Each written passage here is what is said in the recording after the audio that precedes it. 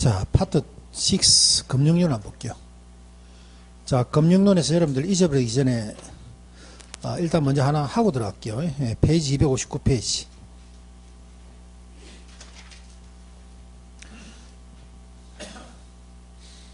금융기관의 대출 가능액 산정망고. 여러분들 시험장 가면은 1번 안에 풀 수 있는 문제입니다. 1번 안에 풀 수 있는 문제.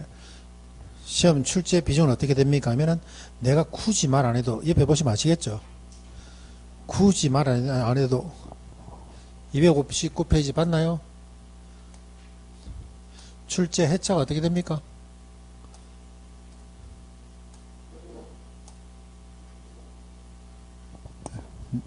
제가 굳이 말 안 해도 뭐 거기다 별표 하나 쳐야 되겠죠. 내 생각에 한 12년 정도 안에 한 10번 정도 나오는 문제라 보시면 돼요. 시험장 가면 여러분들이 1분 안에 풀 수 있는 문제입니다. 풀 수 있는 문제예요. 작년에 36회 때도 나왔죠. 이렇게 때 나왔어. 자, 이것도 여러분들 아셔야 됩니다. 여러분들이. 여러분들이 소장님으로 계실 때 이거 아셔야 됩니다. 자, 두 개입니다. 두 개. 자, 집 가지고 와서 대출하는 거하고 그 다음에 상가 가지고 와서 대출합니다. 자, 집 가지고 가고 대출하는 거하고 상가 가지고 왔을 때 대출하는 거하고는 어떤 차이가 있습니까? 하면은 주택 들고 가면은 LTV하고 DTI 봅니다. 그런데 상가 들고 가면 LTV하고 부채 감당률 봐. 조금 전에 한 거죠. 요거 혹시 여러분들이 잊어버릴까 싶어서 지금 먼저 하는 거예요, 지금.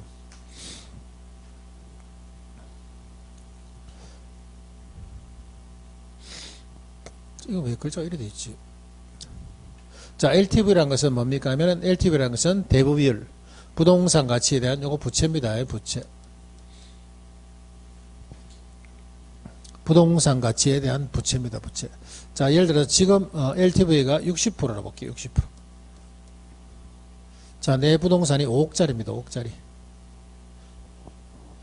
5억짜리 부동산을 갖다가 LTV 대부비율로는 은행에서 얼마 빌릴 수가 있습니까? 3억 빌릴 수 있는 거 맞나요? 예. 자, 3억이라는 것은 요거는 부채입니다. 부채. 3억이라는 것은 요거는 뭐라고? 부채라고. 부채. 자, 여러분들 은행에 돈 빌려 가면은 일단 부동산 가치 보고 그 다음 뭐 봅니까 하면 여러분들 소득 봐요. 자, 지금 연소득에 대해서 DTI가 40%라 볼게요. 40%. 그럼 내가 5천만 원짜리 1년 소득을 가진다 볼게요. 1년에 내가 연소득이 작년 소득이 5천만 원이에요. 그러면 정부에서 DTI를 40% 줬다는 것은 돈 빌려서 집 사고 나서 원금 이자를 갚을 수 있는 능력을 1년 동안에 얼마 준다는 겁니까? 예? 5천만 원 안에서 40%가 DTI를 준다는 것은 원금 이자 갚을 수 있는 금액을 얼마 준다고? 2천만 원 준다고. 2천만 원. 그럼 이 말이죠. 네가 1년에 5천만 원 돈을 벌면은 은행에 주담대 대출하고 나면은 원금 이자를 1년 동안에 2천만 원 정도, 다시 말해서 한 달에 한 150만 원 정도 원금 이자 갚을 수 있는 대출을 해가라 이 말이에요. 근데 중요한 것은 LTV로 보니까 바로 부채가 나오는데 DTI로 보니까 이거는 부채 서비스액이 나와. 그래서 부채 서비스액이 부채로 가려면은 나누기 저당상수 하시면 됩니다.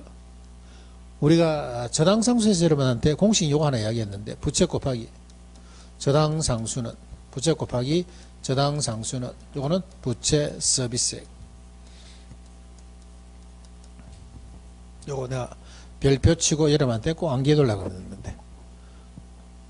그럼 부채는 하게 되면 어떻게 됩니까? 부채는 하게 되면은 저당상수 밑으로 내려오면 되죠. 내려오면 돼. 부채 서비스액을 뭐로 나눠주면 돼? 저당상수로 나눠주시면 됩니다. 그래서 문제에 항상 저당상수를 줍니다. 그럼 여기 0.1이라 볼게요. 0.1. 여기는 2천만 원. 2천만 원을 0.1로 나누면 부채는 얼마 돼요? 밑에가 항상 10%면은, 밑에가 항상 0.1, 10%면은 위에다 0만 하나 더 붙여주면 돼. 그럼 얼마 됩니까? 2억. 자, 100을 0.1로 나눕니다. 얼마? 1000. 그죠? 1000을 0.1로 나누면, 이거는 만. 만을 0.1로 나누면 10만. 항상 밑에가 0.1, 10%면 위에다 0을 하나 더 붙여주시면 돼. 그래서 2천만 원을 0.1로 나누면 이거는 2억. 그럼 앞에서는 얼마 나왔는데 3억 나왔죠. LTV로서는 3억. 그 다음에 DTI로서는 2억으로 나왔습니다. 그럼 대출 얼마 되겠습니까? 2억 된다 말이에요. 됐나요? 자, 이것도 마찬가지입니다. 이것도 부채 감당률 풀면 요거 나와. 부채 스비스액 나와. 요거 주니까 두 개는. 이것도 역시 저당상수 나누시 갖고 부채 끄집어내면 됩니다. 비교해서 작은 금액으로 대출해 준다 봐야 돼요. 요거는 여러분들이 암산으로 풀 수 있어요. 암산으로도. 시험 나가면 1분 안에 충분히 풀 수 있는 겁니다. 자, 두 개만 풀어볼까요? 자, 260페이지 한번 볼게요. 260페이지.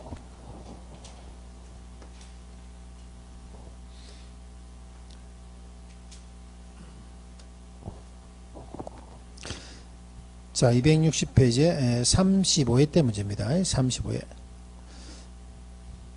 현재 5천만 원의 기존 주택담보대출이 있는 경우 A씨가 동일한 은행에서 동일한 주택을 담보로 해서 추가 대출을 받으러 간다. 이 은행의 대출 승인 기준이 다음과 같을 때 A씨가 추가로 대출받을 수 있는 최대 금액은 이렇습니다. 자, 중요한 것은 추가로 하나 체크해야 되겠죠. 추가로.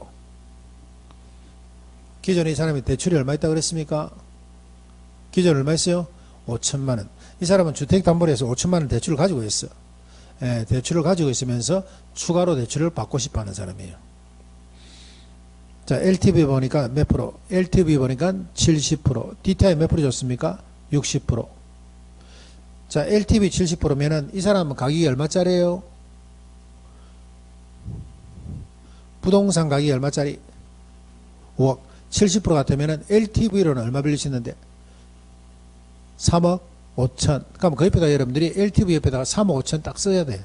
연필 하나 쓰셔야 됩니다. LTV 옆에다가 3억 5천 써놓고 3억 5천 보고 여러분들이 기다려 하셔야 됩니다. 잠시 기다리고 있어. DTI 보고 와야 되니까. DTI가 60%인데 이 사람 소득이 얼마입니까?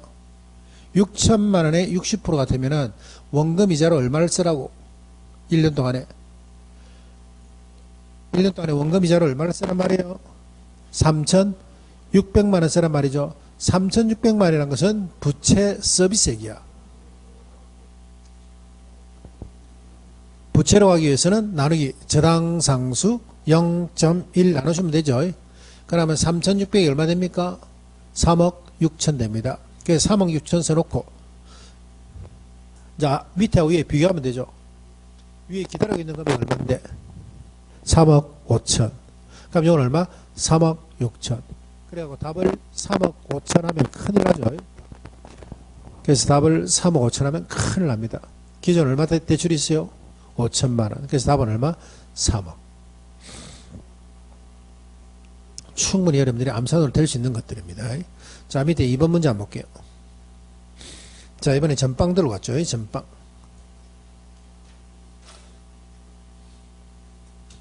자, 전빵 가격이 얼마짜리예요? 보니까 상가 들고 왔는데 이 상가 얼마짜리예요? 5억짜리. LTV로 빌릴 수 있는 금액. LTV라니까 시장가치 기준에서 60%라고 그랬어요. 그럼 5억짜리 들고 가면 LTV를 얼마 빌릴 수 있다는 겁니까? 3억 빌릴 수 있죠. 그 옆에다가 3억 하나 체크해놔야 되죠. LTV 옆에다가 3억. 3억 해놓고 기다려. 3억 해놓고 기다려. 자, 그 다음에 부채 감당률이 얼마 그랬습니까? 부채 감당률 2대 있나요?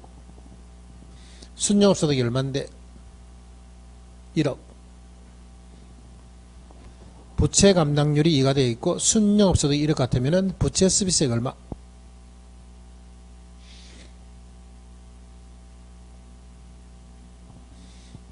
이건 항상 1을 나누시면 돼. 1억에다 2 나누시면 돼요. 1억에다 2 나누시면 돼. 그럼 얼마? 5천만 원. 그죠? 부채 서비스액이 얼마? 5천만 원. 저당상수 얼마 되어 있습니까? 0.2 이거 계산기 치셔야 되겠네. 그죠? 요거는 계산기 치셔야 되겠다. 5천만 원 나누기 0.2 한번 치봅니다. 5천만 원 나누기 0.2.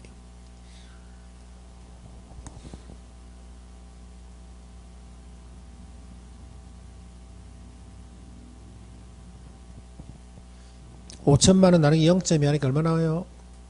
얼마? 2억 5천? 2억 5천 나와요? 예. 자, 그럼 우리가 LTV로서 얼마 기다리고 있는데? LTV로서 3억 기다리고 있는 거 맞아요? 자, LTV로서 얼마 빌릴 수 있고? 3억. 그 다음에 부채 감당률로는 얼마 빌릴 수 있고? 2억 5천. 그럼 이 사람은 대출이 얼마 돼야 됩니까? 2억 5천 대출 돼야 되죠. 2억 5천 돼야 돼요. 그런데 보니까 박스 안에 보니까 이 사람도 기술 대출금이 있어요. 얼마 있습니까? 1억. 그럼 2억 5천에서 1억 빼면 추가로 받을 수 있는 금액 얼마? 1억 5천. 추가로 받을 수 있는 것은 1억 5천.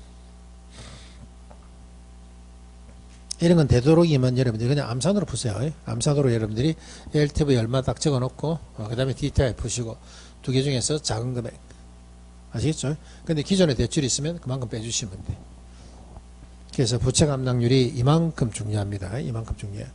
그럼 부채 감당률이 여기서 끝납니까? 하면 안 끝나죠. 예, 다음 시간 또 우리 감정평가에서 또 나와. 예, 또 나옵니다. 또 나와. 자, 앞으로 넘어갑시다, 이제. 그래서 되도록이면 금융기관의 대출 가능액 산정 방법 계산 문제는 되도록이면 뭐까지, 되도록이면 암산으로 푸세요. 예, 되도록 계산기 치지 마시고 암산으로 풀어도 풀어집니다, 이거. 예. 저당상수가 예를 들어서 금방같이 0.2, 저당상수가 0.2 나오는 경우 요 정도는 계산기 한번 치도 여기에 0.1로 나오면은 요 계산기 칠 한 개도 없어요. 계산기 칠 한 개도 없습니다.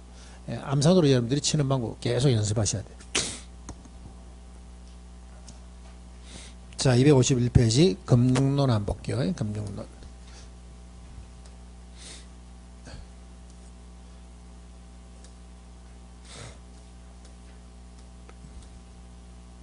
자, 금융론 파트는 여러분들이 일상생활에 쓰시는 용어들입니다. 쓰시는 용어인데 여러분들이 지금까지 몰랐던 거, 아차 내가 이걸 이렇게 쓰고 있었구나.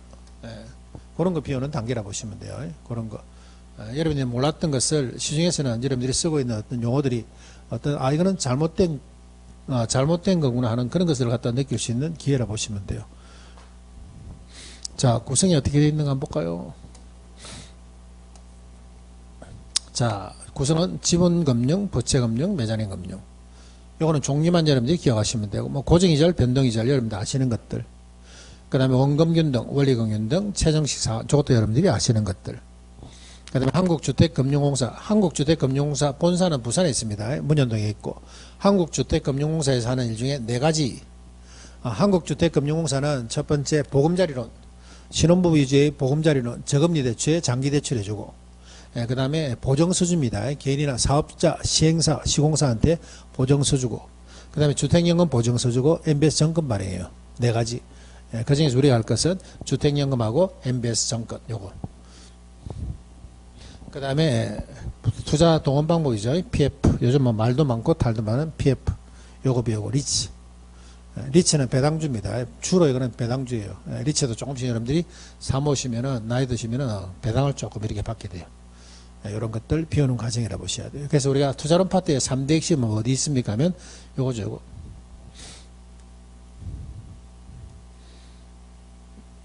예. MBS 정권, 그 다음에 리츠 요거. 원금, 원리금, 최정식 사안하고 MBS 정권하고 리츠 요 3개가 상대 핵심이라 보시면 돼요.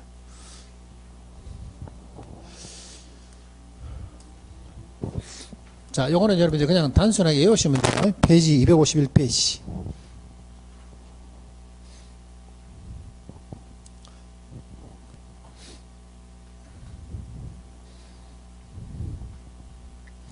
자, 지분금융에서 대표적인 것은 주식 사는 거, 여러분들. 그 다음에 부채금융의 대표적인 것은 담보대출. 그래서 자기 지분이나 주식이란 말이 나오면 지분금융. 그 다음에 이자 나오는 말이 이자가 나오면 이거는 부채금융입니다. 부채금융. 지분금융이라는 것은 자기가 예를 들어서 자기를 위해서 자기 자본 조달하는 거죠. 주식을 판매하거나 그 다음에 자기 지분 팝니다.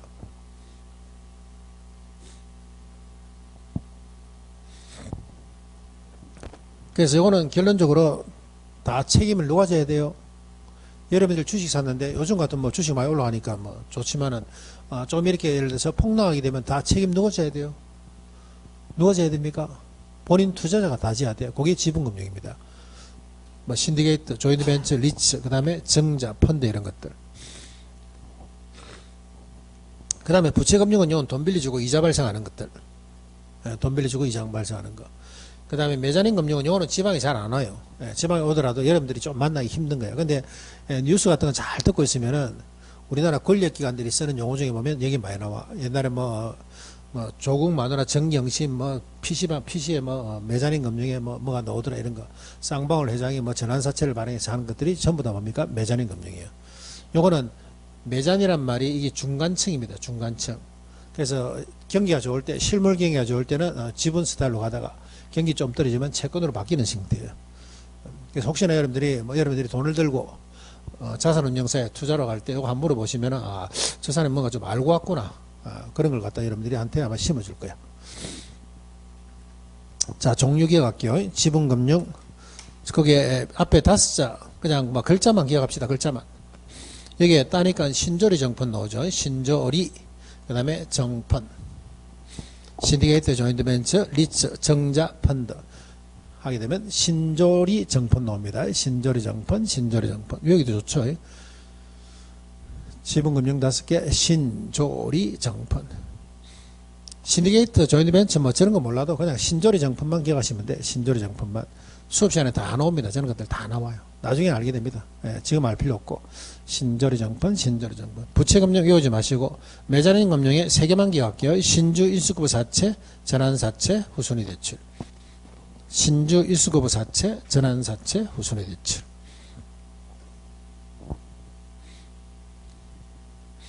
됐나요?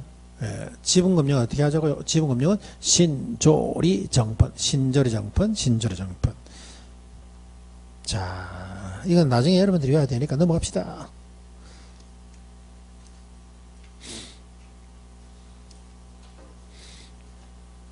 자, 페이지 256페이지.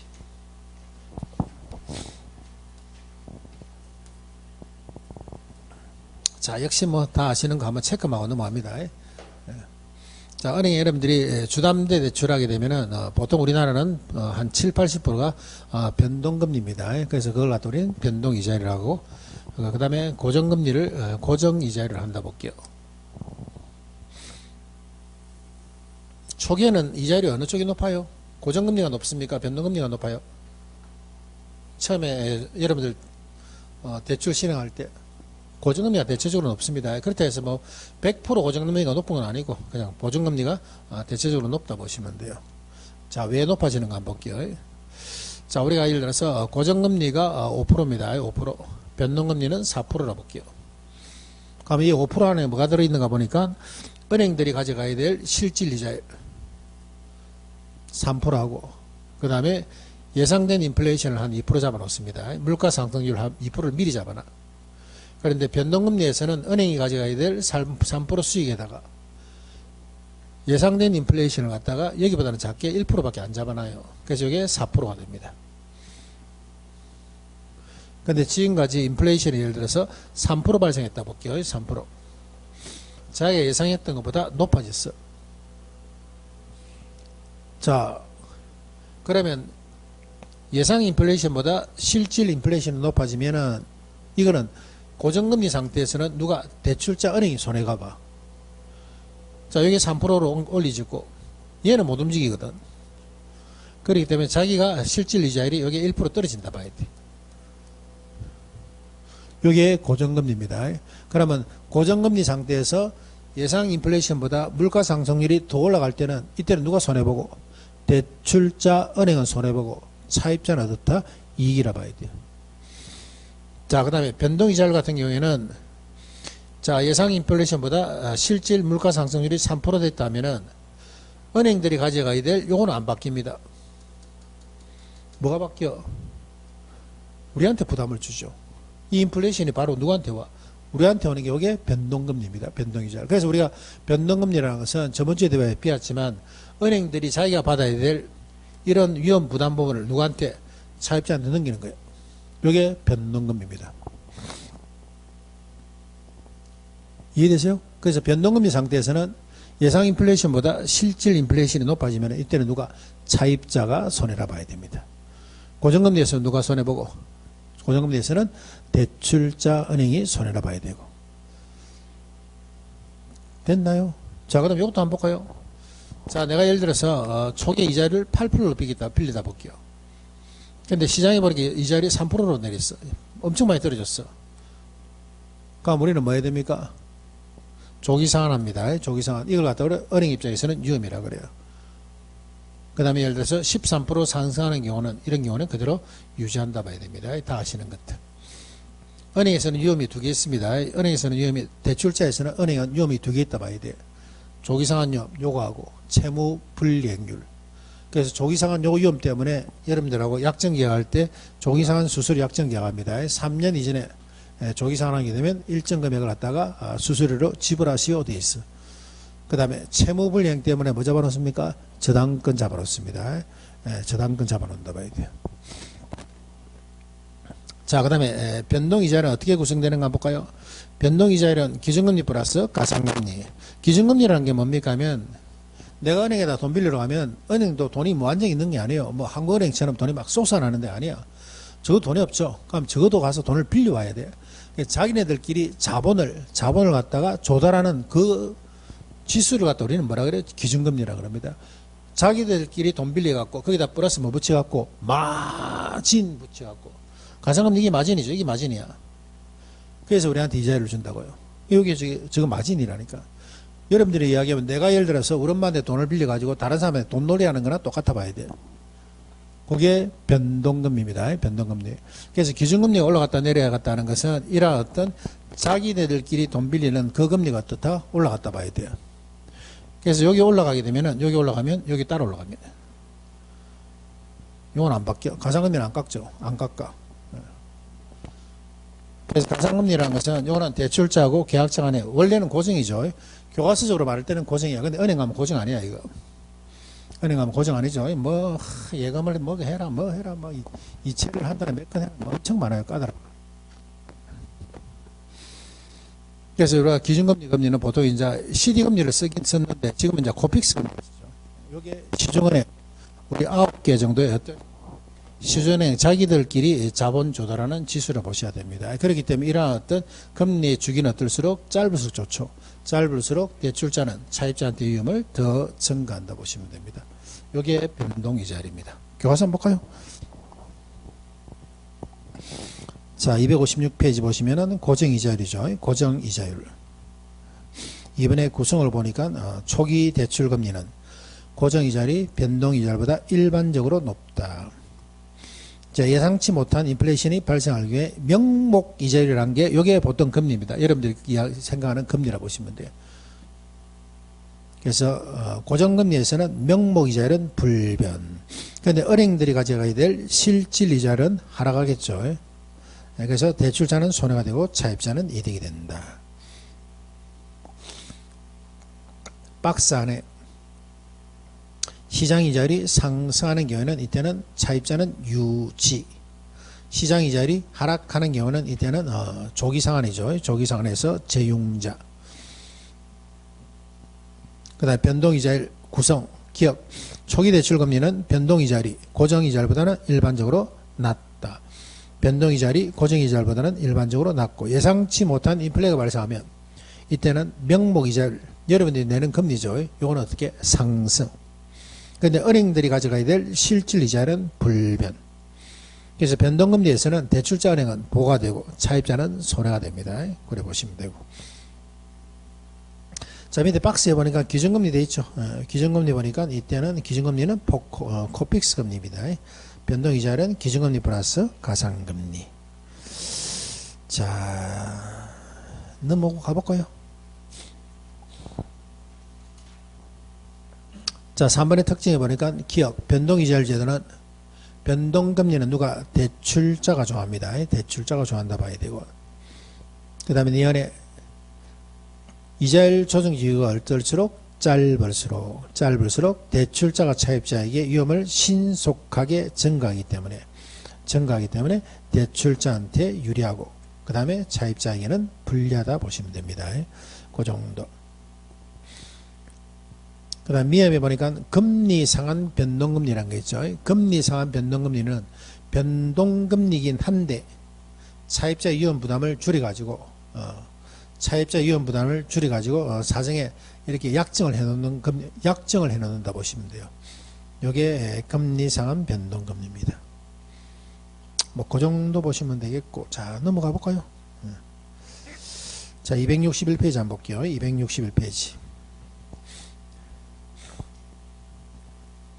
자 261페이지 보시면은 그게 주택재당대출 상한 방법입니다. 원금균등, 원리금균등, 최정식 요거 하나 별표. 원금균등, 원리금균등 요거 하나 별표.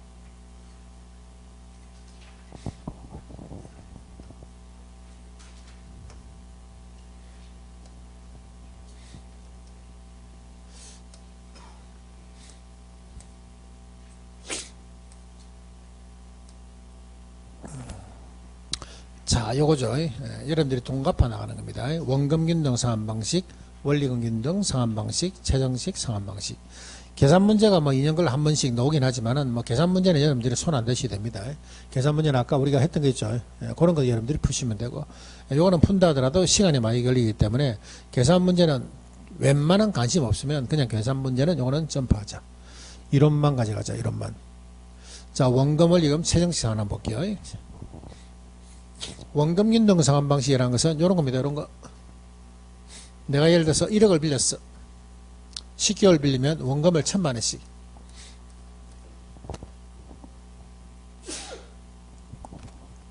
원금을 1000만원씩 꼬박꼬박 갚아 나가고 원금이 줄어들면서 이자도 줄어든다 보시면 됩니다. 이게 원금균등 상한 방식입니다. 됐죠? 예. 자, 원금은 어떻게 됩니까 하면 원금은 매기 갚아 나가는 원금은 똑같죠. 그렇기 때문에 불변. 이자는 시간에 따라서 원금이 주니까 이자도 어떻게 감소. 원리금도 감소. 원리금이라는 게 원금 이자 합한 겁니다. 원리금도 감소. 자, 그 다음에 원리금 균등 상한이죠. 원리금 균등 상한은 요거는 매달 내는 원리금은 똑같아. 그 나는 저끼리 싸움하죠. 여러분들이 주담대 대출 예를 들어서 내가 30년 하면은 거의 금액이 똑같아. 매달. 근데 안에서 저끼리 싸움합니다. 처음에 내는 것은 돈이 이자가 많고 원금이 갈수록 증가한다 봐야 돼요. 요게 원리금 균등 상한입니다. 자, 그래서 원리금에 난 것은 요거는 불변이 되죠. 여기 보니까 답이 되어 있죠. 원금은 어떻게 됩니까? 불변. 원리금은 어떻게 씁니까? 불변. 자, 이자는 똑같아요. 시간의 경감에 따라서 감소되는데, 자, 중요한 것은 원리금 균등 상한에서 원금은 시간의 경감에 어떻게 됩니까 하면 원금은 증가됩니다.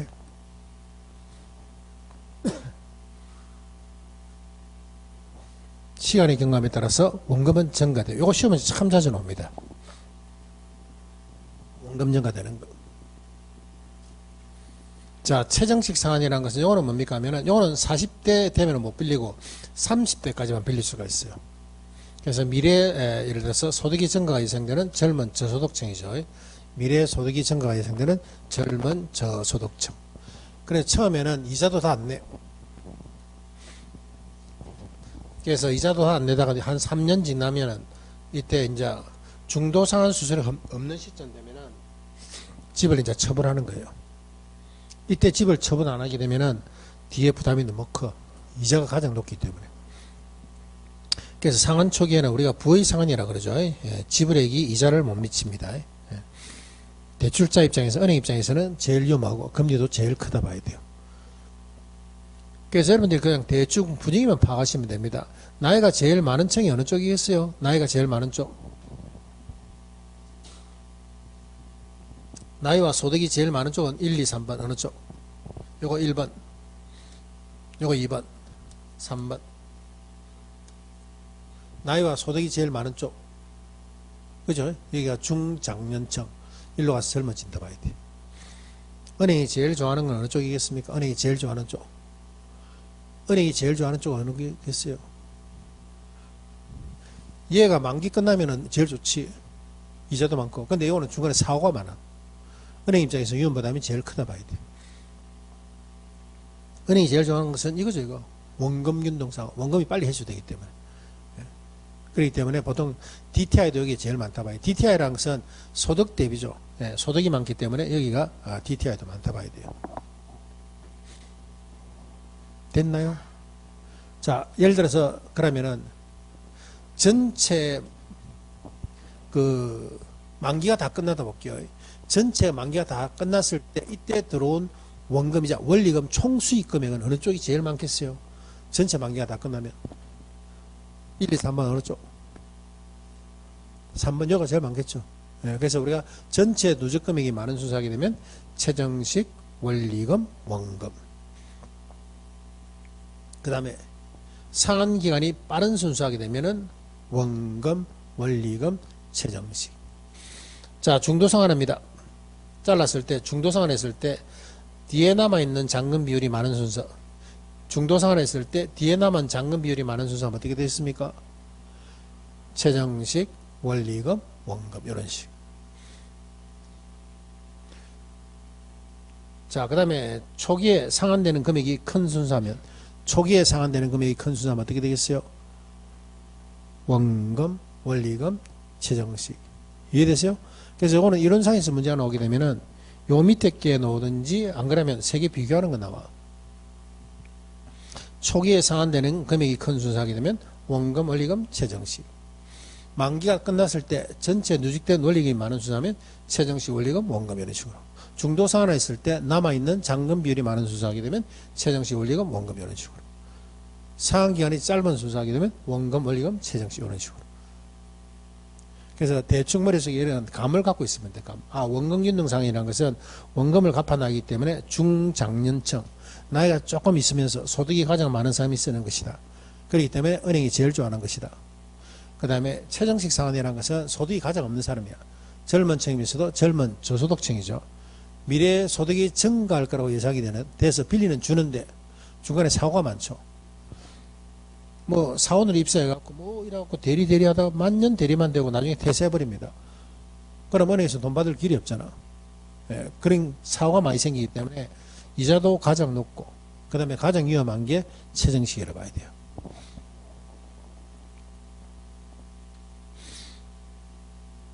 됐나요?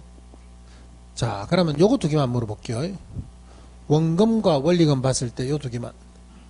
자, 1회차입니다. 1회차.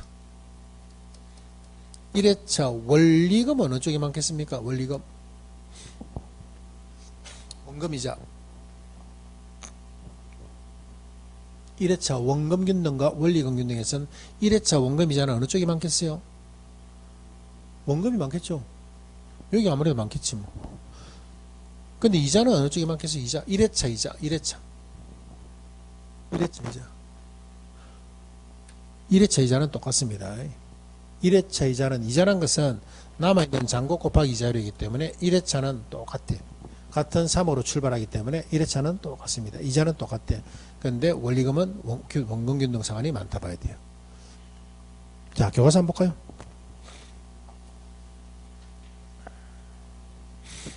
자, 261페이지 한번 볼게요. 261페이지.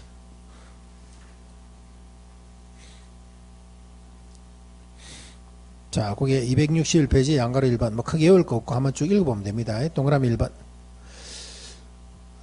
초기에 상환되는 금액이 가장 많고 후반기에는 상환금액이 작은 방식입니다. 체감식이라고. 자, 이번에 체크합니다. 이번에 체크하실 때 그게 원금 불변 되어 있나요? 시간의 경감에 따라서 원금은 불변, 이자는 감소, 원리금은 감소. 세 번째, DTI가 가장 높죠. 소득이 높기 때문에 DTI도 가장 높고, 그 다음에 자금 회수 횟수도 빠릅니다. 그 다음에 차입자 중도 상환 시, 중도 상환할 때 잔금 비율이 가장 적고, 그 다음에 대출금 갚아 나가는 기간이죠. 가중 평균 기간이 가장 짧다 보시면 됩니다. 짧은 편이다. 자, 넘길까요? 그래서 이거는 소득이 많은 중장년층한테 유리하고, 그 다음 50%를 상환하기 위해서는 얘는 원금의 반을 딱 상환하기 위해서는 기간이 딱 2분의 1 가면 돼. 2분의 1. 2분의 1. 근데 원리금 균등은 원금의 딱 반을 상환하기 위해서는 3분의 2 기간이 넘어야 됩니다. 3분의 2 기간이 넘어야 돼. 자, 그 다음에 양가로 2번에 원리금 균등 상환이죠. 원리금 균등. 1번에 보니까 밑에 둘째 줄에 시간이 경과함에 따라서 원금은 증가죠. 원금은 증가. 이자는 감소. 이자는 감소. 원리금은 불변.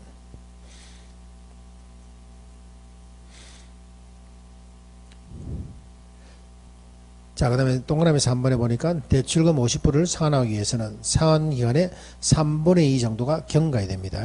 3분의 2 정도가 경과해야 한다. 자, 오른쪽에 최정식 한번 볼까요? 최정식.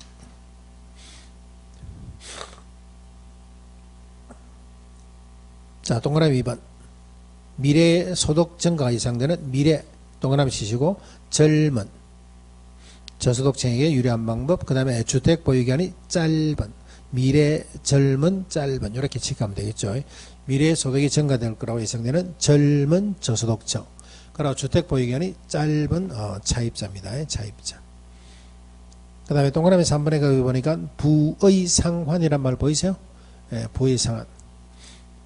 초기의 융자 잔금이 원금보다 커지는 현상입니다. 커지는 현상. 그리고 네 번째 보니까 그게 대출자 위험이 가장 크고 채무 불이행 가능성이 커지기 때문에 대출자 위험이 가장 크고 세 가지 상환 방법 중에서 가장 높은 금리가 책정되는 것이 일반적이고, 다섯 번째 보니까 DTI 가장 낮습니다. 그리고 대출자 은행 입장에서 자금 회수도 가장 느리고 원금 회수 위험도 크고 중도 상환할 때 잔금 비율이 가장 많고 대출금의 가중 평균 상환 기간도 가장 길다 보시면 되고. 자, 밑에 핵심 한번 볼까요? 1번, 2번. 가중 평균 기간이 짧은 수사하게 되면 원금, 원리금, 최정식. 그 다음에 두 번째, 누적된 원리금이 많은 순서하게 되면 최정식, 원리금, 원금. 됐습니까? 네, 그 다음 만기 일시 이런 것들은 문제 풀면서 하시면 됩니다. 이런 거 하시면 돼요. 자, 7번 다시 한번 볼게요. 요거는 그냥 여러분들이 책을 교재를 한번 읽어주시면 되겠다. 그죠? 262, 263 이렇게 읽어주시면 돼요. 자, 원금 원리금 책임 상환은 시험 문제가 나왔다면 계산 문제는 한 번 더 말씀드리지만은 계산 문제는 여러분들이 풀기가 조금 이렇게 시간이 많이 걸리는 것들이에요.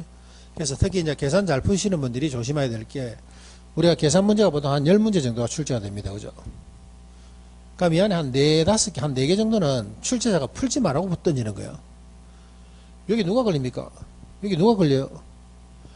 계산 문제 못 푸는 사람이 걸리는 게 아니고, 여기 딱 낚시거리가 누가 걸려요? 계산 문제 잘 푸는 사람이 딱 걸린다니까. 계산 문제가 평소 때부터 학원에서도 다른 사람들도 좀 가르쳐주고 하다 보니까 나는 계산 문제 잘 풀어. 그런 사람이 여기 딱 걸린다니까. 그거 낚시거리 해놓은 거야, 여기 출제자들이. 풀면은 풀려. 풀리는데 얼마? 시간이 많이 걸린다니까. 시간이 1분 이상 넘어서 걸리는 것은 계산 문제 푸시면 안 돼. 이런 것들이 한 4문제 정도 된다니까. 이런 것들은 점프하셔야 됩니다. 요거 중에 한 개가 아마 금융론 파트 요거라 봐야 돼. 요거. 그래서 혹시나 계산 문제를 풀 줄 알다 하더라도 요거는 어설프게 풀지 마시고 웬만하면 점프하시는 게 좋더라. 계산 문제 풀고 하자는 것은 나 여러분한테 강력히 추천합니다. 그것만 여러분들이 풀고 하셔야 돼. 계산 문제 잘 푸는 사람이 요거 괜히 손대하고 이거 4문제 맞추는 대신에 뒤에 나오는 민법, 임대차 다 틀린다니까. 시간이 안 돼가지고. 그렇기 때문에 혹시나 집에 가서 물론 안 하시겠지만은 미리 계산 문제 하지 마세요. 물론 안 하시겠지만은 나는 무조건 믿고 있죠. 안 한다는 것을. 혹시나 싶었어. 그러면 시험 문제는 뭐가 나옵니까 하면 요 세 개 비교하는 게 잘 나와요. 원금, 원리금, 최정식. 그러면 공부를 할 때는 요 세 개 비교하는 게 잘 나오기 때문에 감을 갖고 있어야 돼요. 감을. 원금 균등 상환을 빌리는 사람은 돈이 좀 많은 사람들 중장년층이 빌린다 봐야 돼요. 그렇기 때문에 이자도 낮고 갚아 나가는 기간도 빠르다 봐야 돼요. 그 다음에 최정식 상환 빌린다는 것은 이거는 젊은 층입니다. 저소득층. 미래 소득이 증가할 거라고 예상은 되는데 미래 소득이 증가하는 경우에는 이때는 은행 입장에서는 위험하다 봐야 돼요. 이거. 이런 감을 갖고 있어야 됩니다. 그 다음에 중간에 있는 것이 원리금 균등입니다. 보통 사람들은 이걸 많이 빌려. 원리금 균등. 요걸 많이 빌립니다. 요거를. 그래서 원리금 균등이라는 것은 내가 내는 갚아나는 30년이면 30년. 내는 매달 갚아나는 원금이자는 전체 금액은 거의 똑같아. 물론 금리의 변동에 따라서 다를 수 있겠지만은 이게 다 똑같습니다. 그러면 문장을 이렇게 읽을 때 원금 균등이라는 것은 이거는 뭡니까? 원금이 뭐예요? 균등, 불변이에요. 원금이 뭡니까? 불변. 그럼 이자하고 원리금은 원금이 불변이기 때문에 원금을 갚아감에 따라서 원금이 차차 줄어들죠. 그러니까 이자하고 원리금도 어떻게 줄어든다 봐야 돼요. 항상 말하지만 용어 보고 공부하셔야 됩니다. 따로 공부하지 마시고 원금 균등은 이거는 원금이 불변이지. 그리고 이자하고 원리금은 줄어들지. 이렇게. 자, 여기는 글자 안에 원리금 균등 돼 있죠. 그럼 이거 원리금이 불변이야. 원리금이 뭐다고 불변이라니까. 대한민국 이자는 똑같아. 대한민국 이자는 전부 다 뭡니까? 시간의 흐름에 따라서 감소. 그럼 원리금 균등의 특징은 얘는 원리금은 불변인데 초기에는 이자가 많고 갈수록 이자가 어떻게? 이자가 얘는 증가한다 봐야 돼요. 그래서 예를 들면 여러분들이 예를 들어서 내가 1억을 30년간 빌렸어. 1억을 30년간 집 산 데에서. 그럼 5천만 원 갚는 시점이 언제입니까? 5천만 원 갚는 시점이 한 반 갚으려면은 한 20몇 년 살아야 돼. 20몇 년 지나야 한 반이 갚아진다니까. 그게 원리금 균등성 아닙니다. 얘는 30년간에 1억 빌리면 딱 반 갚아지는 시점이 15년이야. 얘는 20년이 넘어야 반을 갚는다니까. 갈수록 뭐 한다? 원금이 증가한다 봐야 돼요. 구조가 이런 구조입니다. 이런 구조. 초기에는 이자 비용이 높고 갈수록 어떻게 원금 비중이 높다 봐야 돼요. 그래서 한 20년 갚아놓고 전화합니다. 대리님 얼마 좀 갚았습니까? 인자 갚았는데요. 그래야 된다니까. 자, 최정식이라는 것은 이거는 최정식입니다. 갈수록 뭐가 증가된다고? 원금 이자 부분이 증가된다고. 갈수록 부담이 크다고. 그렇기 때문에 세 개를 비교할 때는 아무래도 은행이 좋아하는 것은 이쪽이니까 DTI도 높고 상환기간도 빠르다 봐야 돼요. 원금에서도 빠르고. 여기는 제일 어렵다 봐야 돼요. 그 다음에 중도 상환하죠. 한 10년 지나서 남아있는 것을 갚으려면 남아있는 잔금이 제일 많은 쪽이 어느 쪽? 이쪽이죠. 이쪽. 잔금 비율이 제일 높은 건 이쪽이야 봐야 돼요. 근데 사고 없이 만기가 다 끝났을 때는 총 누적된 원리금이 제일 많은 건 이쪽이야 또. 됐나요? 그래서 우리가 상환기간이 짧은 순서면 원금 원리금 최정식. 전체 누적된 원리금이 많은 순서하게 되면 최정식 원리금 원금. 남아있는 잔금 비율이 큰 순서하게 되면 최정식 원리금 원금 이런 식으로. 그래서 감을 익혀 놓으셔야 됩니다. 감을 익혀 놓으셔야 돼요. 자, 그래서 우리가 263페이지하고 262페이지 교과서를 여러분들이 전체적으로 한번 쭉 읽어보시면 되고, 그 기출해놓은 것도 한번 읽어보세요. 기출해놓은 것들도. 자, 요렇게 좀 쉴까요? 네, 좀 쉬고, 한국주택금융공사 한번 볼게요.